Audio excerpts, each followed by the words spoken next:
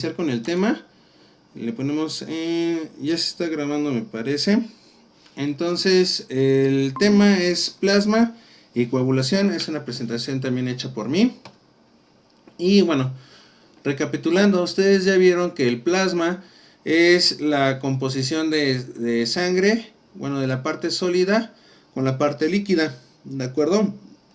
Entonces, bueno, esto es un dibujito de un tubo de ensayo. De este lado podemos ver cómo se ve la sangre tomada de una muestra. El tubo del lado izquierdo, esta es la sangre, y el tubo centrifugado, el que ya se giró y se separó, así se ve.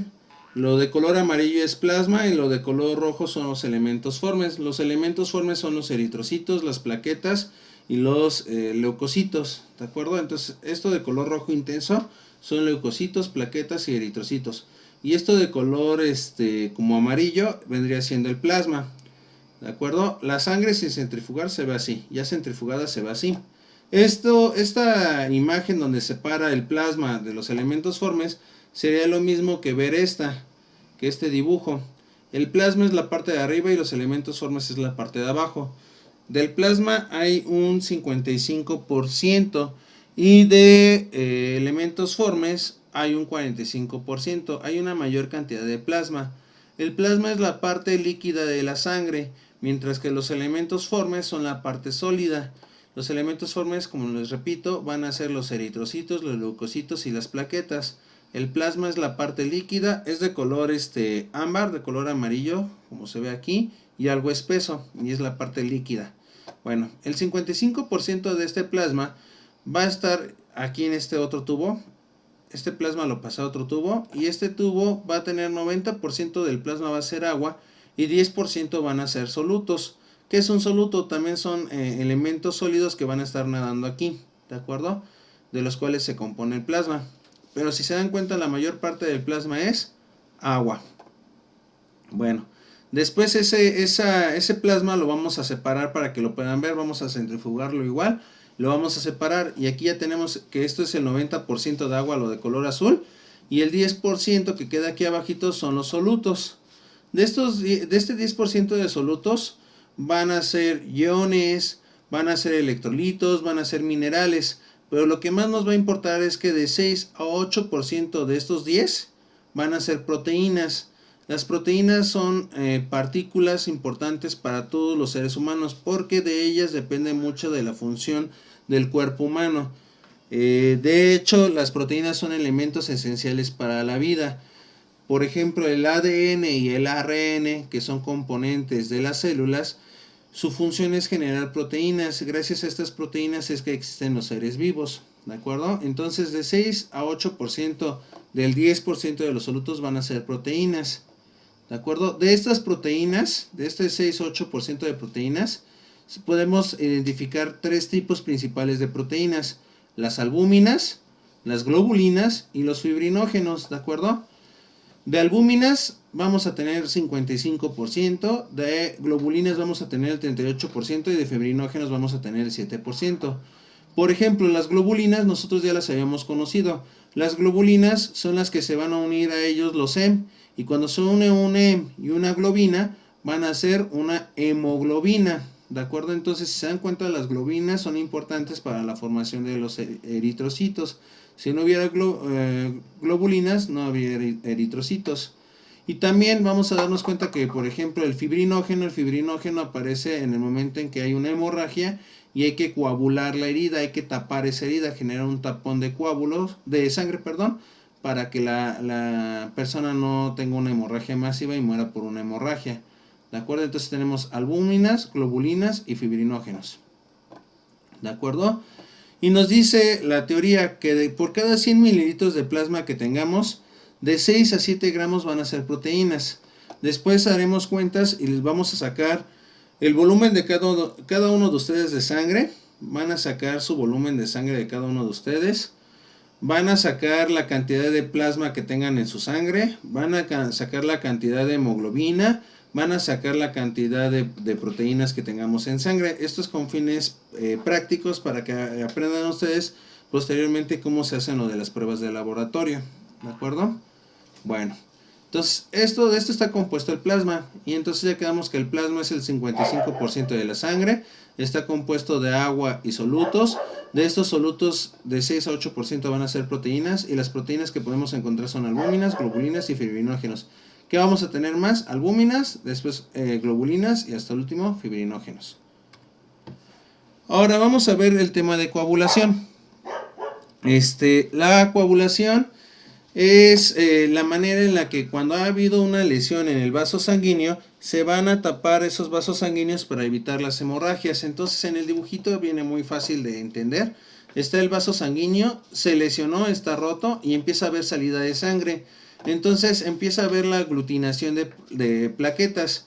Acuérdense que aglutinar se va a referir a que se empiezan a juntar muchas plaquetas y son estos puntitos blancos que se están uniendo aquí. ¿De acuerdo? Entonces ahí van a ser los tres principios físicos o las tres propiedades físicas de las plaquetas. La aglutinación, la adherencia y la... se me olvidó, ahorita les menciono el otro. ¿De acuerdo? Y la agregación, perdón. Entonces va a ser aglutinación, adherencia y agregación. Entonces aquí se empiezan a aglutinar, es decir, se empiezan a juntar muchas plaquetas y se empiezan a adherir una a otra, se empiezan a pegar. ¿De acuerdo? Y después, ¿qué va a ser la agregación? La agregación es cuando empiezan a aparecer otro componente que es la fibrina. La fibrina se une a las plaquetas para hacer una especie de red y empezar a atrapar todo lo que vaya en la sangre con el fin de generar este tapón. Aquí ya vemos la formación de un coágulo de fibrina. ¿Qué es eso? El tapón. Si se dan cuenta, se está generando ese tapón y a través de ese tapón ya no sale la sangre. ¿De acuerdo? Después de que ya se generó el tapón, este tapón se va a tener que despegar de esta pared y moverse. Por ejemplo, de la enfermedad que va a investigar su compañera, que es el EBC, estos tipos de tapones se generan en una arteria de gran tamaño, pero después se llegan a ir a arterias de pequeño tamaño. Imagínense un taponzote en una mini manguerita. La tapa, se empieza a inflamar la arteria o la vena, y una vez que se empieza a inflamar esa arteria o esa vena, se rompen. Nos dice el texto: en la sangre se han encontrado más de 50 sustancias para la coagulación, unas que estimulan la coagulación llamadas procoagulantes, las que permiten que se pueda generar los tapones de sangre, se llaman procoagulantes, ¿de acuerdo? Y las que inhiben la coagulación, que se llaman anticoagulantes, ¿de acuerdo? Entonces tenemos los procoagulantes, que es los que favorecen la coagulación, y tenemos los anticoagulantes, los que inhiben la coagulación, los que evitan que se generen estos tapones. Debe de haber un equilibrio entre los que evitan que se tape y los que hacen que se tape, ¿de acuerdo? Porque si no, la sangre estaría muy espesa y no se podría mover. Y también, si no hubiera coagulantes, pues si llegara a haber una hemorragia, la sangre estaría muy líquida y podríamos morir por una hemorragia, ¿de acuerdo? Entonces, cuando se rompe un vaso, se activan los procoagulantes de la zona del tejido dañado y anulan a los anticoagulantes, ¿de acuerdo? Y así aparece un coágulo. Entonces retomamos: se lesiona el vaso, aparecen las plaquetas por aglutinación, se empiezan a aglutinar, se empiezan a adherir unas a otras, después aparece lo que es la fibrina, y entonces empieza lo que es la agregación, y empiezan a agregar a ellos más cosas para generar lo que es el tapón, un coágulo. Y ya que se genera ese coágulo, después este coágulo va a tener que liberarse ya cuando la pared del vaso sanguíneo se haya recuperado, ¿de acuerdo? Bueno, el coágulo empieza a aparecer de 15 a 20 segundos cuando la lesión en el vaso sanguíneo fue grave. Es más rápido si la lesión fue grave, pero si el daño fue menor, si solamente fue un golpe, tarda más en llegar, tarda de 1 a 2 minutos, ¿de acuerdo? Las sustancias activadoras de la pared vascular traumatizada de las plaquetas y de las proteínas sanguíneas que se adhieren a la pared vascular traumatizada inician el proceso de coagulación. Es decir, que una vez que se generó el daño dentro de lo que es el vaso, aparecen las plaquetas, y ya después de que aparecen las plaquetas se empiezan a adherir proteínas y otros elementos para tapar el daño, para tapar esa pared que está rota, se podría decir. En los 3 a 6 minutos siguientes de la ruptura de un vaso, toda la brecha o el extremo roto del vaso se rellena con coágulos. Tarda aproximadamente de 3 a 6 minutos. Si el desgarro no es demasiado grande, si fuera más grande va a tardar de entre 20 minutos a 1 hora, ¿de acuerdo? Ahora, este es el proceso de coagulación. Para poder hacer la coagulación vamos a requerir de un elemento que se llama protrombina. y otro elemento es que se llama fibrinógeno. Son los dos elementos que vamos a necesitar. Esos dos elementos están nadando en el torrente sanguíneo, están nadando en el flujo de la sangre, ¿de acuerdo? Nos dice el texto, primero, la respuesta a la ruptura del vaso o una lesión de la propia sangre se da por la formación de sustancias activadoras de protrombina. Lo primero que va a suceder es que la protrombina está nadando y va a aparecer un activador de la protrombina. Entonces aparece el activador y cuando aparece este activador lo que hace es hacer que la protrombina se transforme en trombina. Hagan de cuenta que esto es como si fuera Superman. Este es Clark Kent, el de lentes, el reportero, y en eso ve un problema. El problema va a ser el activador. Entonces cuando aparece el activador, Clark Kent se transforma en Superman, se transforma en trombina, ¿de acuerdo? Entonces este es Clark Kent, este ya es Superman. El activador de la protrombina provoca la conversión de protrombina a trombina. La trombina actúa como una enzima para convertir el fibrinógeno, que es este que está aquí abajo, en fibras de fibrina, que atrapan en su red plaquetas, células sanguíneas y plasma para formar un coágulo. Entonces, ¿qué pasa? En simples palabras, viendo este esquemita es más sencillo que el texto.